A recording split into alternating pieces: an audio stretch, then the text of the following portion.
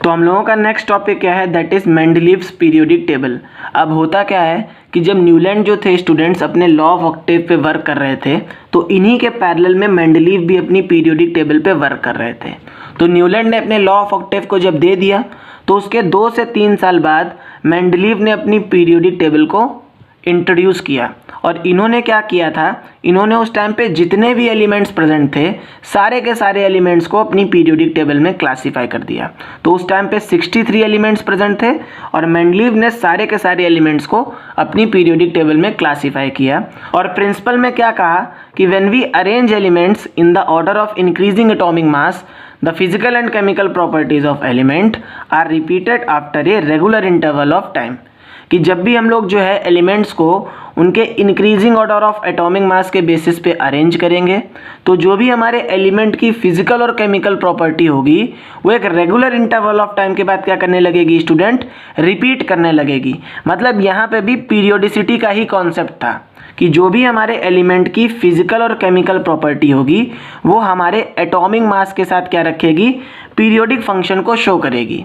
तो इन्होंने भी वही बोला जो न्यूलैंड ने अपने लॉ ऑफ ऑक्टेव में बोला था। अब नोट करके स्टूडेंट्स आप लोग एक इंपॉर्टेंट पॉइंट को याद रखिएगा कि मेंडलीव ने अपनी पीरियोडिक टेबल में जितने भी एलिमेंट्स की केमिकल प्रॉपर्टीज़ की बात करी है वो उनके ऑक्साइड्स और हाइड्राइड्स को लेकर करी है, क्योंकि ज़्यादा से ज़्यादा जो भी कंपाउंड की फॉर्मेशन होती है वो या तो ऑक्साइड्स के होते हैं या वो उनके हाइड्राइड्स के होते हैं। तो इन्होंने ऑक्साइड और हाइड्राइड को लेकर के केमिकल प्रॉपर्टीज़ को एलिमेंट के शो किया है। अब हम लोग देखेंगे स्टूडेंट्स कि मेंडलीव ने किस तरीके से अपनी पीरियोडिक टेबल को डिज़ाइन किया था और उन्होंने किस तरीके से सारे एलिमेंट्स को अपनी पीरियोडिक टेबल में क्लासीफाई किया। तो मेंडलीव ने क्या किया, इन्होंने अपनी पीरियोडिक टेबल में 8 वर्टिकल कॉलम्स को रिप्रेजेंट किया और उन 8 वर्टिकल कॉलम्स को इन्होंने ग्रुप बोला। और ग्रुप नंबर 1 से लेकर के हमारा जो ग्रुप नंबर 7 तक था वो फर्दर 2 सब ग्रुप में डिवाइडेड था, that is A and B. अब यहाँ पे जो 8th ग्रुप है हमारा, इसमें कोई भी सब ग्रुप प्रेजेंट नहीं था। थर्ड पॉइंट इन्होंने क्या बोला कि जो हमारे सब ग्रुप हैं, जैसे कि हमारा जो ए सब ग्रुप है इसके सारे एलिमेंट्स की प्रॉपर्टी सेम होगी और जो हमारा बी सब ग्रुप है इनके सारे एलिमेंट्स की प्रॉपर्टी सेम होगी। ऐसा नहीं होगा कि पोटेशियम और कॉपर की प्रॉपर्टी सेम हो। अब थर्ड पॉइंट में इन्होंने क्या बताया कि जो हमारा ग्रुप है, जैसे कि हमारा ग्रुप नंबर 1 है तो इसकी वैलेंसी क्या हो जाएगी, 1 हो जाएगी। Means same group contains same valency. जो ग्रुप नंबर 2 है इसकी वैलेंसी 2 हो जाएगी। ग्रुप नंबर 3 है इसकी वैलेंसी 3 हो जाएगी। ग्रुप नंबर 4 है इसकी वैलेंसी 4 हो जाएगी।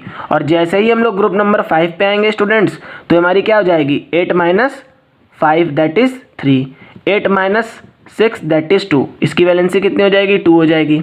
8 - 7 दैट इज 1, इसकी वैलेंसी कितनी हो जाएगी, 1 हो जाएगी। और यहाँ पे जो हमारी ग्रुप की वैलेंसी होगी क्या होगी, 0 रही होगी।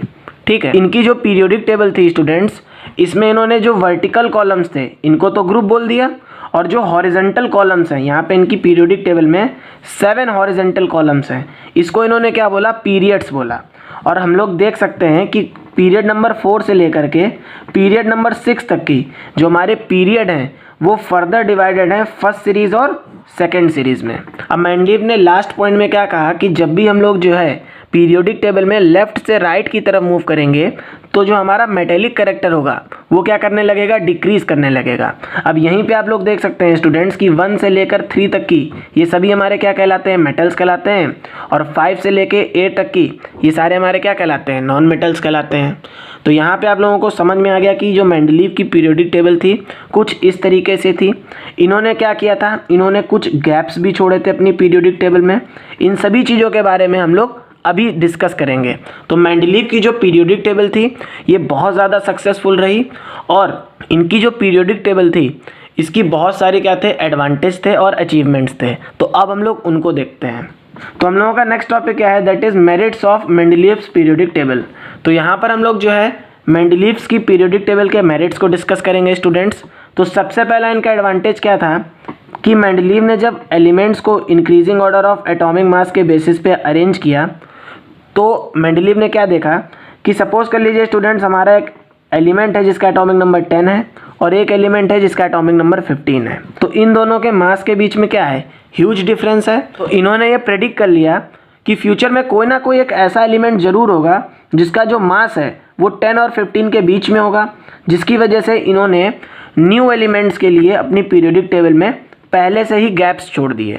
तो he left some gaps for undiscovered elements, so he predicted the existence of some new elements. इन्होंने अपनी पीरियोडिक टेबल में कुछ गैप्स को छोड़ा और फ्यूचर में जब नए एलिमेंट्स की डिस्कवरी हुई तो वो सारे एलिमेंट्स जो थे इनकी पीरियोडिक टेबल में फिट हो गए। अब सेकेंड एडवांटेज क्या था कि ऑल 63 नोन एलिमेंट्स ग्रुपिंग, कि मेंडलीव की जो पीरियोडिक टेबल थी ये ऐसे पहले साइंटिस्ट थे जिन्होंने सारे के सारे एलिमेंट्स की ग्रुपिंग करी थी और उनको क्लासीफाई किया था। थर्ड एडवांटेज क्या आ जाएगा कि he also predict the properties of undiscovered elements. अब मेंडलीव ने ये तो कहा ही कि फ्यूचर में नए एलिमेंट्स की डिस्कवरी होगी, लेकिन मेंडलीव ने उन सारे एलिमेंट्स की प्रॉपर्टीज को भी बता दिया। यहाँ पे आप लोग देखिए कि एल्युमिनियम के बाद हमारे एलिमेंट्स क्या हुए, डिस्कवर नहीं हुए थे। तो इन्होंने एल्युमिनियम के बाद के एलिमेंट को क्या बोला, एका एल्युमिनियम बोला। एका का मतलब क्या होता है, बाद में, मतलब एल्युमिनियम के बाद। तो मेंडलीव ने क्या किया, जो अनडिस्कवर्ड एलिमेंट था उसका नाम क्या रख दिया, एका एल्युमिनियम रख दिया और उसकी सारी प्रॉपर्टीज को प्रेडिक्ट कर दिया। और फ्यूचर में जब नए एलिमेंट की डिस्कवरी हुई जिसका नाम था गैलियम, ठीक है, तो इसकी सारी प्रॉपर्टीज जो थी एका एल्युमिनियम के सिमिलर थी। तो इनकी ये भी एक बात ट्रू मानी गई कि इन्होंने अनडिस्कवर्ड एलिमेंट्स की प्रॉपर्टी बताई और वो सारे एलिमेंट्स की जो प्रॉपर्टीज़ थी वो सिमिलर थी।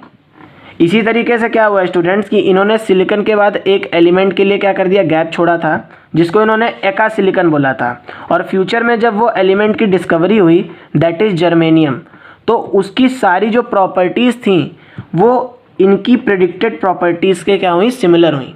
जिसकी वजह से क्या हुआ स्टूडेंट्स कि जो भी इन्होंने प्रॉपर्टीज़ बताई थी अनडिस्कवर्ड एलिमेंट्स की वो सारी सही हुई। फ्यूचर में जब नोबल गैसेस की डिस्कवरी हुई तो मेंडलीव की जो पीरियोडिक टेबल थी उसमें एक एर्थ ग्रुप जो था, जो कि हमारा जिसकी वैलेंसी 0 थी, वहाँ पे सारे के सारे नोबल गैसेस क्या हो गए, फिट हो गए।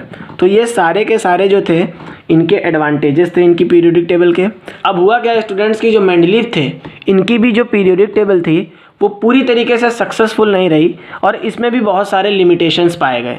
तो सबसे पहला लिमिटेशन क्या था कि it is unable to find a fix position for hydrogen, कि जो मेंडलीव की पीरियोडिक टेबल थी ये हाइड्रोजन की फिक्स पोजीशन को नहीं बता पा रही थी। अब मेंडलीव ने क्या देखा स्टूडेंट्स कि जो हाइड्रोजन है इसको जब ये फर्स्ट ग्रुप के एलिमेंट्स के साथ रख रहे हैं तो भी ये सिमिलर प्रॉपर्टीज़ को शो कर रहा है, और जब ये सेवेंथ ग्रुप मतलब कि हेलोजन्स के साथ रखा जा रहा है तो ये हेलोजन्स के साथ भी सिमिलर प्रॉपर्टीज़ को शो कर रहा है।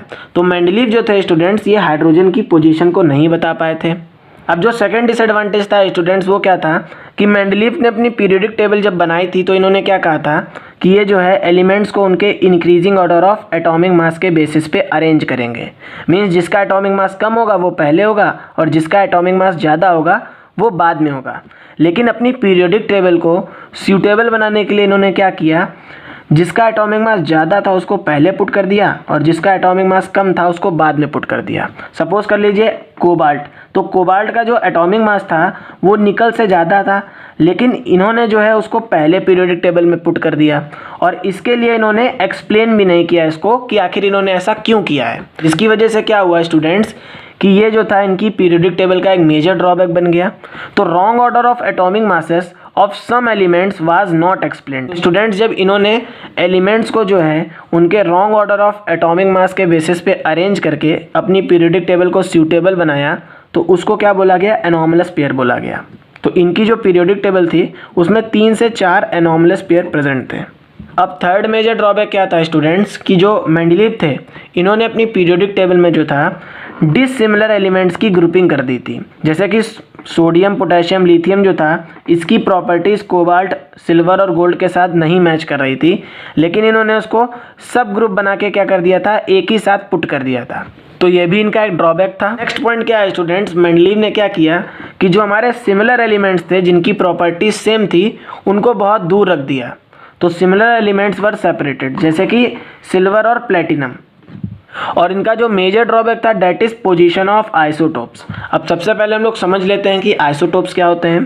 तो आइसोटोप्स हमारे ऐसे एलिमेंट्स होते हैं जिनका जो एटॉमिक नंबर है वो क्या होता है, सेम होता है, लेकिन इनका जो मास नंबर है वो डिफरेंट होता है। तो हाइड्रोजन के हम लोगों को 3 आइसोटोप पता है स्टूडेंट्स।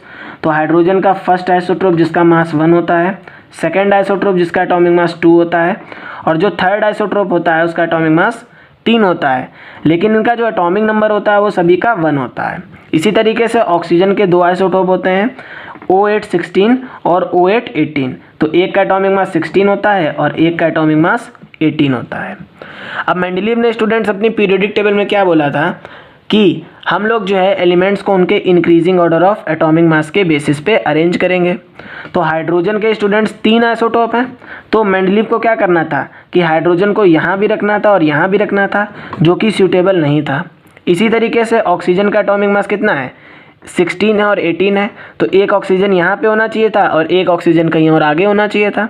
तो ये भी क्या था, गलत था। ऐसा तो हो नहीं सकता है कि ऑक्सीजन को 2 जगह पीरियोडिक टेबल में रख दिया जाए। तो ये भी स्टूडेंट्स इनकी पीरियोडिक टेबल का मेजर ड्रॉबैक था। ये आइसोटोप्स की पोजीशन के बारे में कोई भी इंफॉर्मेशन नहीं दे पाए थे और उनको अपनी पीरियोडिक टेबल में पुट भी नहीं कर पाए थे।